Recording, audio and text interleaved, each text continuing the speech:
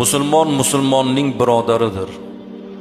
Shunday ekan, u aybi bor narsasini birodariga bildirmasdan sotishi halol emas.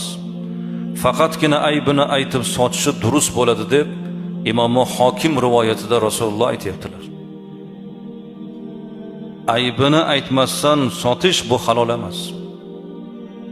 Mashina sotasizmi, imorat sotasizmi, kiyim sotasizmi, yegulik sotasizmi, nima bor, hammasi ochiq, oydin bo'lishligi kerak.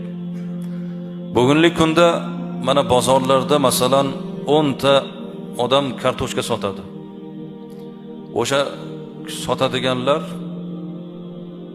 bir-biri bilan kelishib olib sun'iy narx yaratish harom bo'ladi. Bugun kartoshka mana sal taqsil bo'lib qoldi.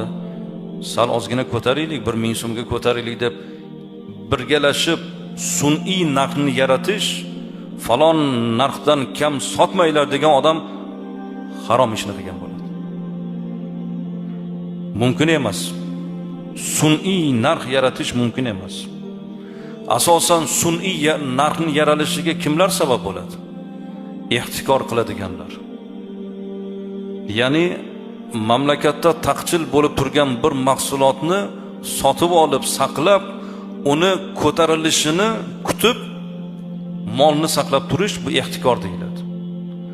Masalan, dehqon o'zi yetishtirgan narsasini o'zi saqlab sotsa bo'ladi. Lekin boshqa shu ishni qilmagan odam uni sotib olib, uni saqlab, narxini oshishini kutishi bu halol bo'lmaydi aslida.